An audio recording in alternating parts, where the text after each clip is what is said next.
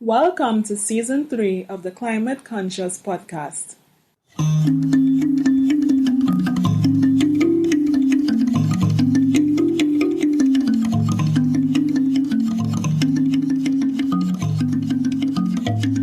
I'm your host, Derval Barzey, bringing awareness to climate change and sustainable development from a Caribbean perspective. Connecting you to sustainability solutions as we move from awareness to action.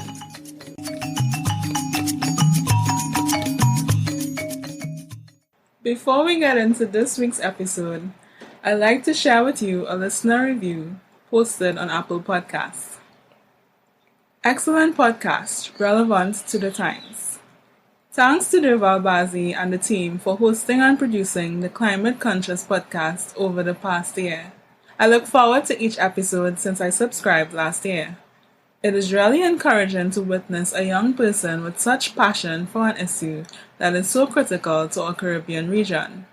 Moreover, the wide range of topics covered shows the far-reaching impact this issue has for our region. Thank you for including the guests who are subject matter experts in their own right, as well as those who just share their experience related to the emerging lifestyles based on a greater sense of climate consciousness. Keep this going, and I remain an avid listener. Thanks again for this project. Fitzroy Harewood, Energy Professional, Trinidad, West Indies. Thank you so much for your review, Mr. Fitzroy Harewood. This is what makes hosting the Climate Conscious Podcast so worthwhile. I always love hearing feedback from you, the listeners. So please leave us a review on Apple Podcast, or you can send it directly via email to theclimateconscious@gmail.com. Share with us your thoughts on the show, your favorite episode, or any topic you would like to hear more about on the podcast. Now to this week's episode. Today's special guest is a scientist, educator, and climate pirate. She is a research fellow with the School of Field Studies at the Center for Marine Resource Studies, Turks and Caicos Islands, and has spent much of her career in the Caribbean, including volunteer work, an internship, and faculty positions in Bonaire and South Caicos. Her research focuses on coral recruitment, stony coral tissue loss disease, and the impact of Sargassum bleaching events on ecosystems and local communities. She is also one of the hosts of the Sargassum podcast. I am delighted to welcome to the Climate Conscious Podcast, Ms. Franziska Elmer. Hi, Franziska. Hi, nice to meet you and nice to be on your podcast. Well, first off, congrats on launching your own podcast, the Sargassum podcast. Thank you. It's a lot of work for sure, but it's very fun. I can definitely relate. So, Franziska, can you share a bit about your journey from landlocked Switzerland to exploring coral reefs and marine ecosystems as a marine biologist? Yes. So as you said, I was born and raised in Switzerland, which doesn't have any ocean, but we used to go to the ocean on family vacations. And when I was 12, me and my dad learned together how to scuba dive. And I fell in love with coral reefs and just the underwater world. The idea of becoming a marine biologist really came out of just exploring these coral reefs and seeing that, well, there are people who do this for a job. However, studying abroad is really expensive, and it's also you are very far away from your family at a young age. So I ended up studying in Switzerland for my bachelor's and master's, but whenever I was able to, I would go and volunteer and do my master thesis and internships and bachelor thesis on the coral reef. It got me to St. Eustatius in the Caribbean and to Florida. And then after my master's, I was interning in Bonaire. And from then on, I really knew I wanted to do this as a career. And I went to New Zealand to do my PhD on coral reefs there and working in the Pacific. And after that, I came back to the Caribbean and I was teaching for a year and a half at CIE in Bonaire, where undergrad students from the States came to learn in the water about marine biology. And when that research station closed, I ended up in the Turks and Caicos Islands doing the same job for the Center for Marine Resource Studies that I'm now a research fellow for. Well, Franziska, you're definitely an honorary island girl. Yes, I hope so. I love the islands, even though I haven't grown up in them. In your TED Talk, you mentioned your love for the simple life immersed in nature, and you describe yourself as a climate pirate, inspired by the pirates of the Golden Age. Yes, I think a lot of this came out of my time on Synthestations. When I was volunteering there, I lived in a tent for 2 months and we lived at the botanical gardens. So we had a little solar panel for lights in the evening and we had an outdoor kitchen and we had very little water. So we had to conserve it for, like you don't flush your toilet every time, you flush it only after number 2 and not after number 1. And you really realize that living like that and living it as a community, we didn't have internet back then either where we were. So we would read books, we would hang out, we would play games. It's the simpler life makes you much more happier than having all these things we have in the Western world and being always so busy all the time, but not really having time for each other. And yeah, living in the Caribbean, you always get to see the pirate lifestyle. Like people in the Caribbean are proud of the pirate history it has. And while I was in South Caicos, I was reading this book called Be More Pirate. And it talks about how pirates are, when they see a problem back in the days, but also nowadays pirates, they see something wrong in the system, they decide to break some rules that do not make sense. They stop following these rules and they make better rules. So for especially nowadays where we see that our growth-based economies are not working for our planet, that our leaders aren't taking enough leadership to solve the climate crisis, we have to break some rules and we have to invent a different way of living on our own and make new rules and hope that society will follow. I think that's exactly what the sustainability transition is all about, recognizing that the current systems, the current ways of living, they're no longer serving us and seeking new ways, new systems, new ways of being, of living, of community, of business. Yes, exactly. It means to do things differently and to not be afraid. First of all, not be afraid to speak up and say, what we have now has to be changed, and to question the status quo and really be very creative of how we could do it differently, think outside of the box. I think that's really important of being a climate pirate. So what I did last year is, as a coral reef scientist, part of your career is to go to conferences. And in 2019, a friend of mine, actually at that point she was a stranger, she said, hey, we have this really big conference coming up in 2020 and it's across the world from me and there's a lot of carbon emissions. To go to this conference, can I make a little hub here in Hawaii? The conference was in Europe, to be part of the conference without flying. And the people organizing the conference said, oh, this is not possible, it's too short notice, we can't do that. So me, her, and another colleague, we decided, well, let's just make an alternative, because we need this alternative to be able to do conferences without flying in today's time, because otherwise we are destroying the reefs we want to save by going to conferences and talking about it. So before COVID hit, we started organizing this remote conference, which should be like a connection of different hubs in different areas, so people could stay in their area and just travel short distances to still meet in person. Well, then COVID hit which meant that the large conference actually got completely cancelled and postponed. And our conference became completely virtual. And we didn't charge a fee to come in, which is really good for people in countries like Venezuela and Cuba who really don't have the money to pay to go to a conference. And we had 2,300 people sign up. No, 2,700 people sign up.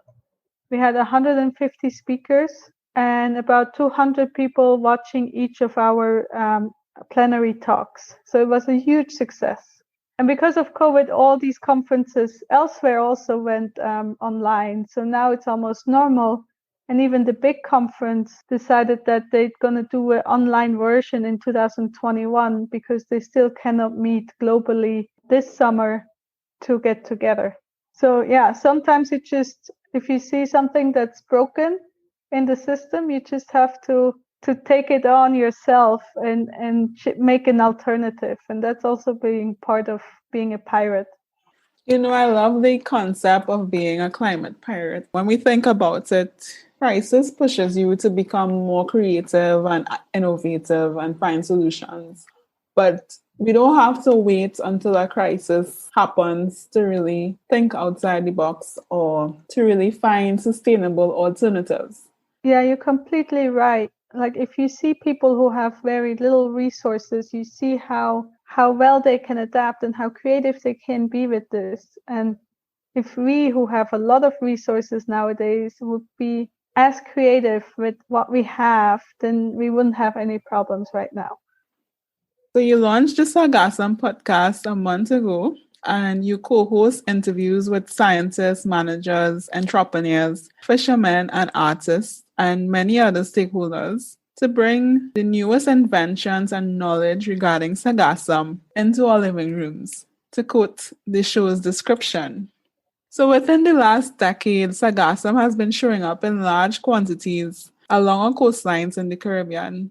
So what exactly is sargassum and where does it come from? So sargassum is a genus of macroalgae, of a brown algae or seaweed. And there's actually 350 different species.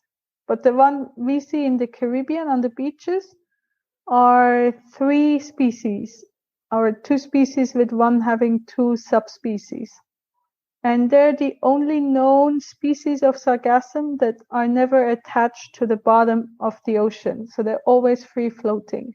If you look at the sargassum piece, you can see the leaves of it, but then you can also see little bubbles. And these little bubbles have air in them, and they make it possible for the sargassum to float on the surface. So it floats on the surface of the ocean, and then it grows and it breaks off and then keeps growing. So it can grow really fast and double in mass really fast out there in the ocean if it has enough nutrients to do so. And it just travels with the currents, and unfortunately it gets to our beaches nowadays. I read that the destruction of the Amazon rainforest is linked to the overgrowth of sargassum, where these forests have been replaced by farmlands and they use a lot of fertilizers that then wash off into the ocean and increase the nutrient concentration. So it just shows you how one seemingly unrelated activity in one area can have catastrophic impacts in another region. Yes, and it even goes further. So the sargassum, what you need to know is historically, it used to be in this gyre called the Sargasso Sea, which is in the Northwest Atlantic. So if you go from Florida towards into the Atlantic, there is this sea around Bermuda where the sargassum normally is. And it used to travel between the Gulf of Mexico, around Florida, up there. And that was where you would normally find the sargassum.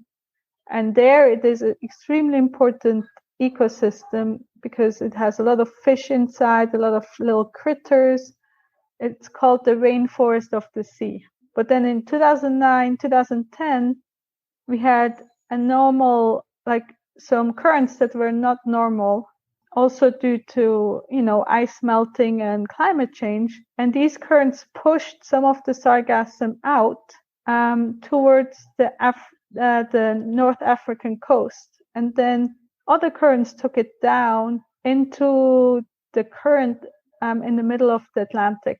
And in that current, in the middle of the Atlantic, there's some upwelling, and the water there is now pretty warm due to climate change. So already there it starts growing. And then in summer, when it becomes really big, it starts going both to the African coast and towards the Caribbean. And as you said, before it hits the Caribbean, it goes past the outflow of the Amazon River with all those nutrients from the agriculture in the Amazon happening right now, and the runoff of erosion of land, and it grows even more. And then we get these huge masses of sargassum in the Caribbean because of all these different factors. Wow, it just shows you how we're all part of this wider ecosystem. Yes, anything you do anywhere in the world will affect people on the other side of the world, for sure. And the climate crisis is a good example of that in terms of, regions or countries that emit carbon emissions. The impact doesn't stay localized. It actually translates into a global impact. Sometimes the real effects are felt miles and miles away from the source. Yes, and unfortunately, the people who are the biggest source are normally not the people who are the most impacted by the climate change crisis, but it's the other way around. There's the people who are mainly the source and the people who are mainly impacted. And I think that's one of the problems why we haven't acted on this yet, because the people who have to act, their lives are still pretty fine. One thing about climate change is the way that it amplifies inequalities. So like you said, the persons or the stakeholders who are the source, they do not feel the direct impacts, and they are actually more equipped. They have a greater capacity to adapt and recover, in contrast to the regions such as the Caribbean, which are highly vulnerable and which do not contribute any significant emissions. They now are faced with the burden of adapting to climate change. Yeah, exactly. So since 2011, the Sargassum invasion has been negatively affecting local tourism, leisure activities, and marine life. And there's also the cost of the cleanup. Yes. What other effects have you observed in the region from the Sargassum bloom? So I personally, in the Turks and Caicos Islands, have observed how our seagrass beds in 2018 died off because of the sargassum. We had a lot of sargassum arriving in August, September 2018, like in a lot of other places. 2018 was a really big sargassum year. And just going snorkeling to check on the seagrass beds, you would see a field of stumps, like straight out, like you have the beach with the sargassum on it.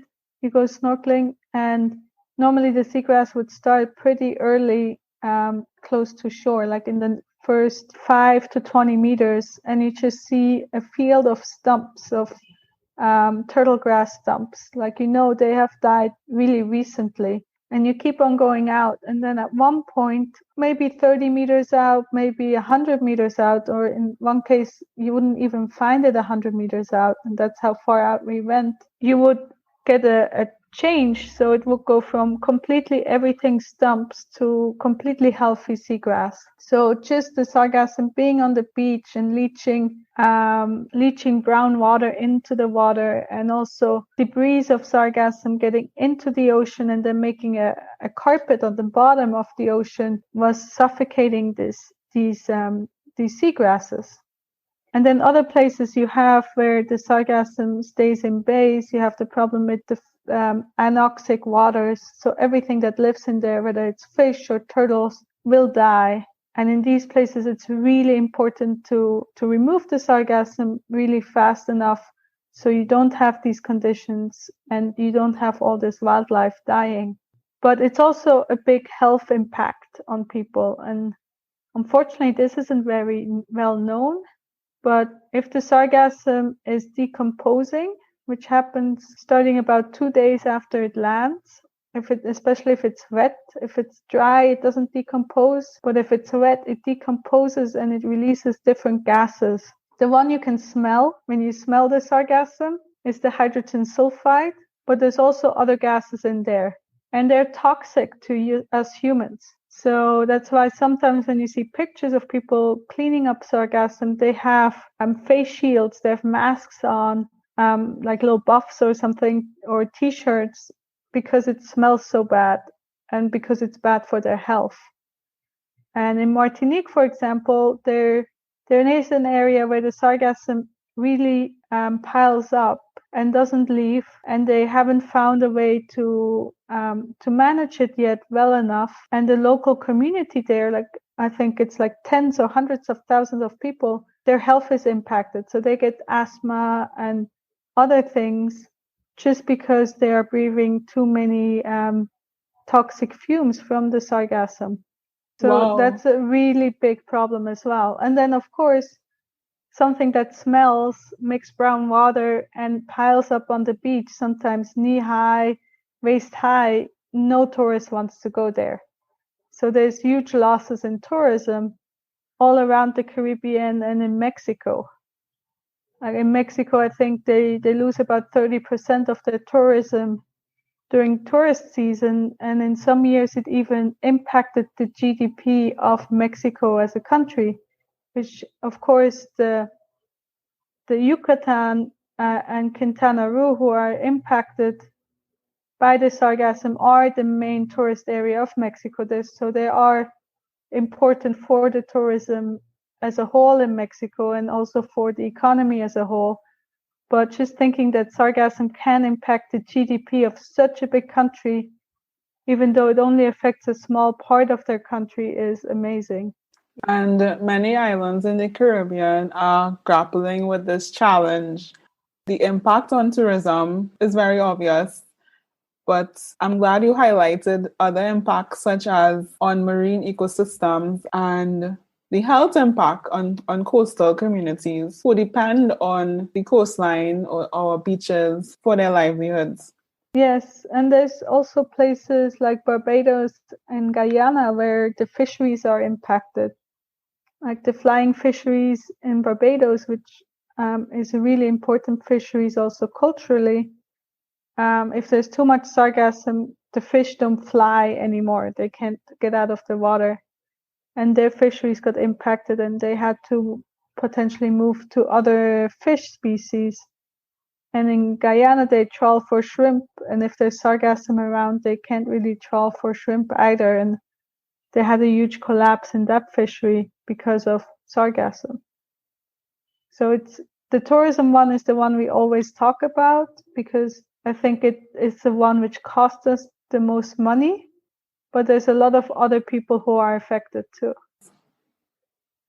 So here on the Climate Conscious podcast, we bring awareness to the issues, but we also like to highlight action, highlight solutions.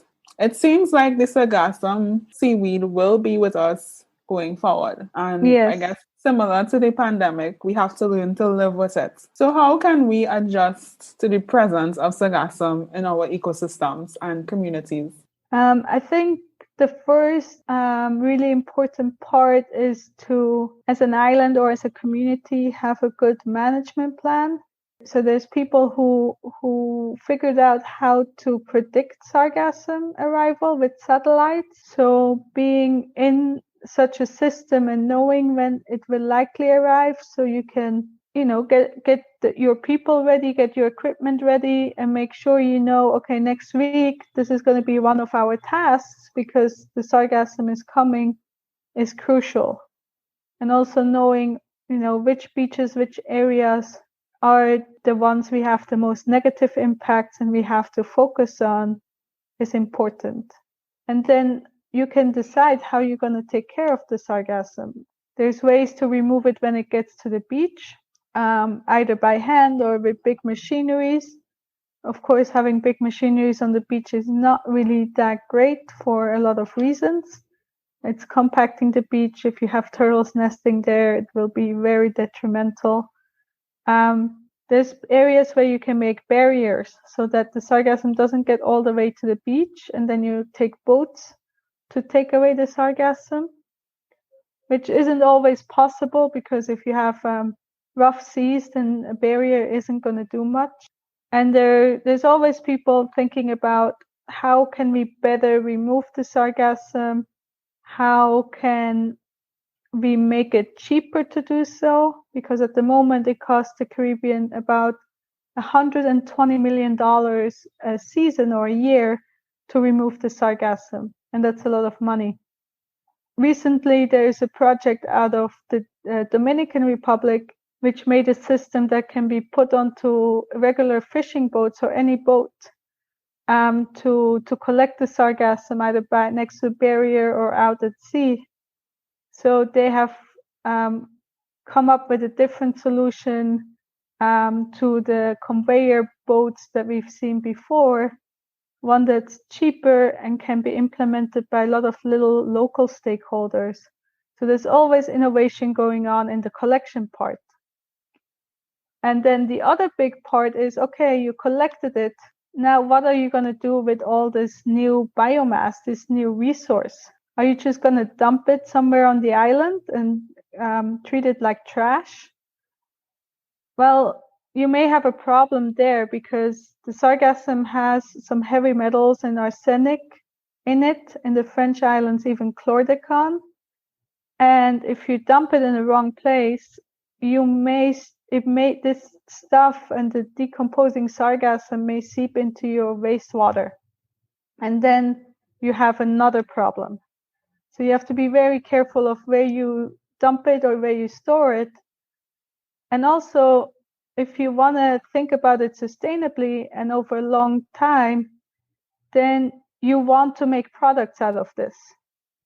Because when you make a product, then you can offset the cost of collecting it, and it's not a waste product anymore. It's not that you collect the sargassum and it's a waste. You collect the sargassum and then you can make stuff out of it for your island or to export.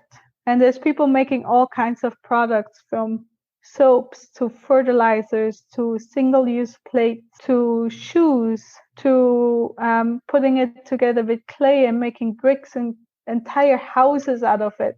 There's people working, big firms working on making all kinds of plastics out of sargassum and seaweed and really making it the new oil and making everything out of seaweed.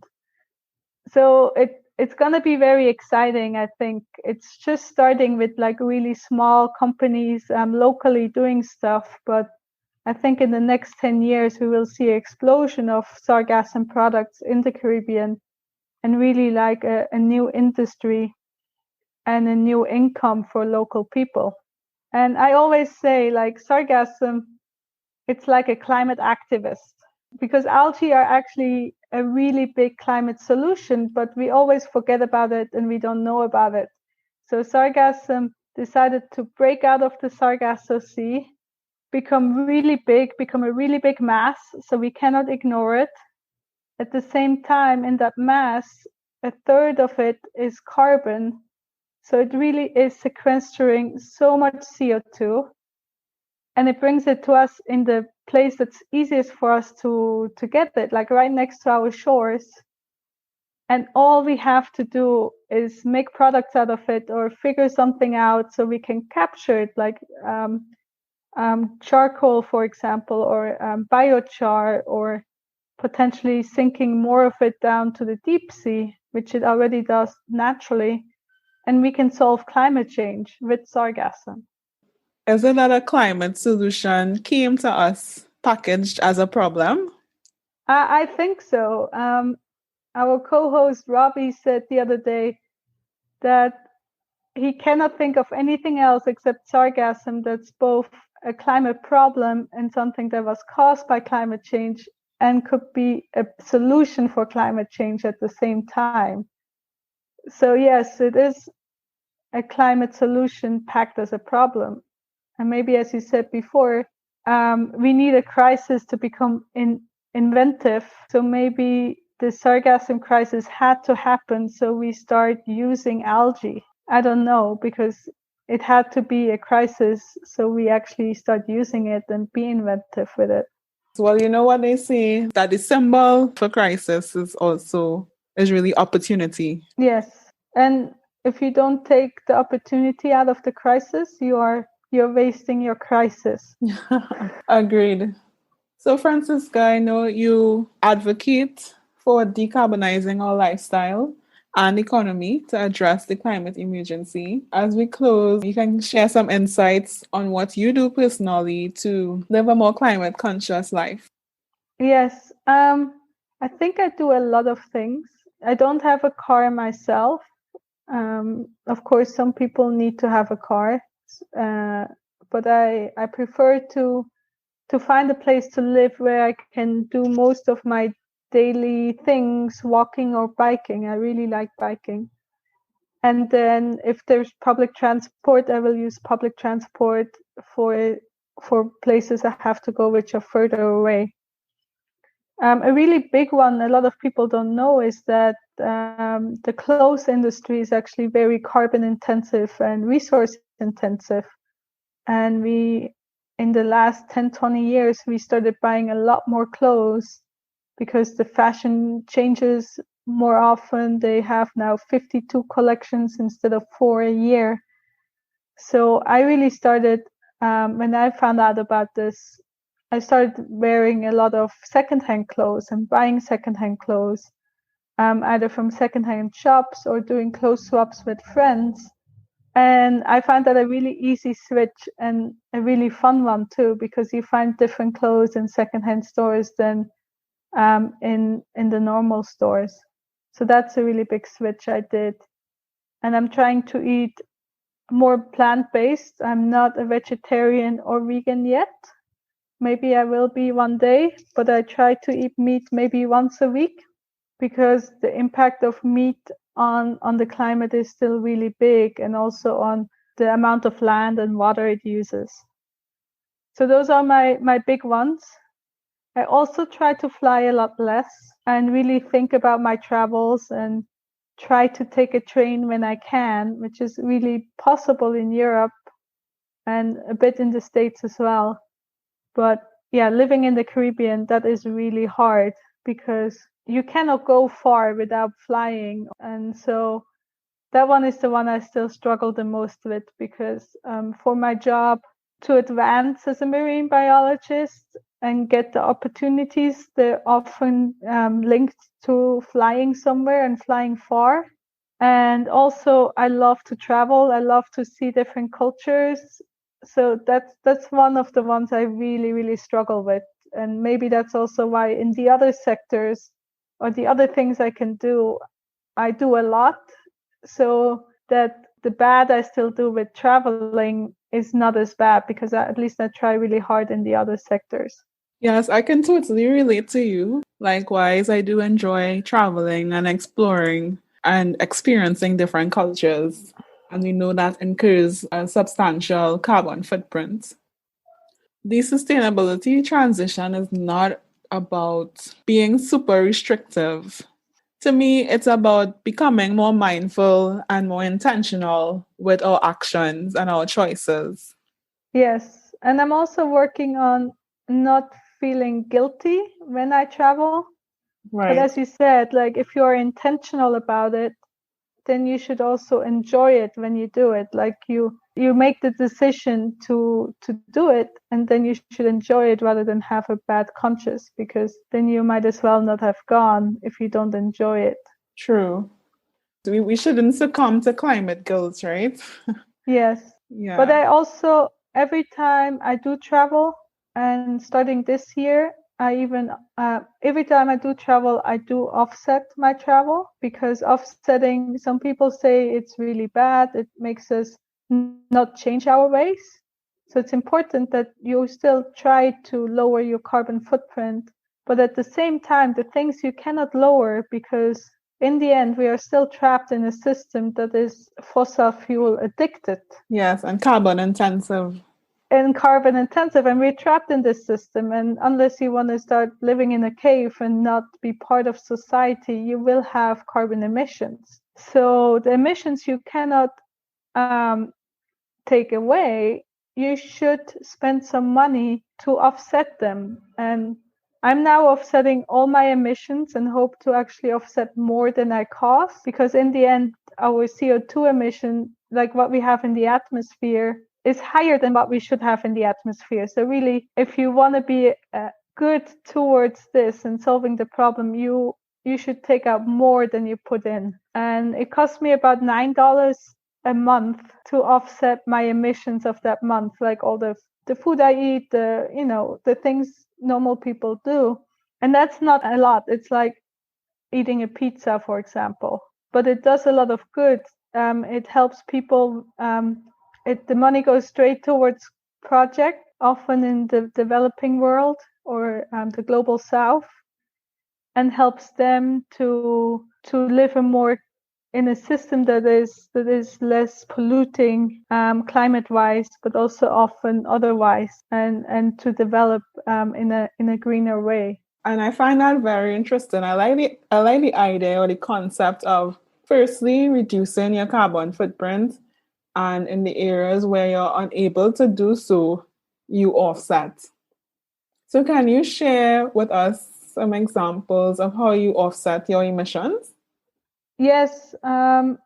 Important is that you look for the standards. So the gold standard is really good. There's different companies who have offsetting projects. And actually, I have to look up the name of them. It's called EcoHero or something, but they have a website where you can first calculate your carbon footprint, and then you can pledge to things that you will do this year to cut it down. And then later after that, it tells you, okay, your carbon footprint is about 7 or 8 tons per year. It will cost this much to offset double of that, just to make sure that you are offsetting what you cost, because the calculations are not exact and it could vary a bit. So that's like a whole package in one, and they use the gold standard as well. And the costs they have per ton are not that high as in some other projects. So the cost kind of varies. So it's like with any product, some people charge a bit more for it than others.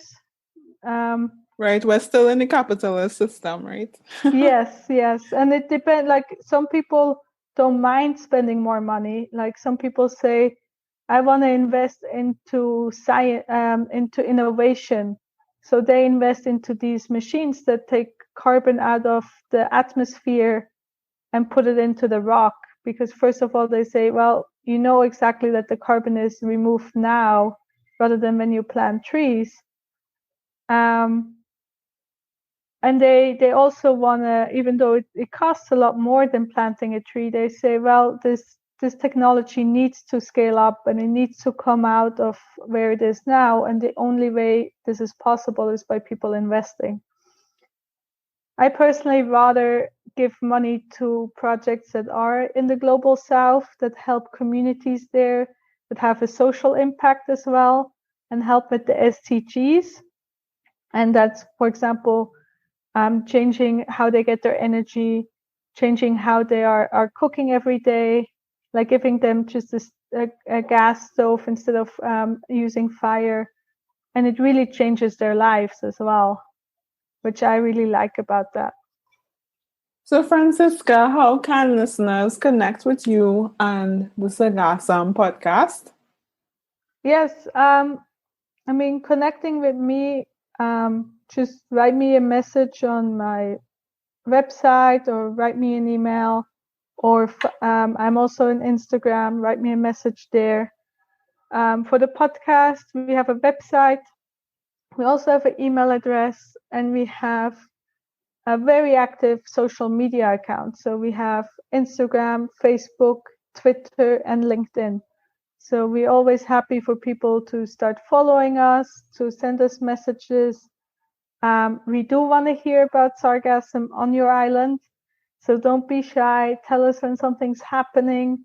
Tell us if you know about somebody who should be on our podcast or somebody who's doing something really cool. Because in the end, this podcast is with you guys, for you guys. Like we want to share the solutions from one area of the Caribbean with another area, so they know what's going on and they can be inspired and maybe copy what you're doing on a different island. Franziska, I want to thank you for joining me on the Climate Conscious podcast and for providing insights on the Sargassum challenge and also the opportunity that presents itself here for us in the Caribbean. You're welcome. It was really fun to be here. Thank you for listening to the Climate Conscious podcast. If you haven't already, please subscribe and connect with us on Instagram, Facebook, and Twitter at The Climate Conscious. And be sure to check out the Climate Conscious Lifestyle Kit.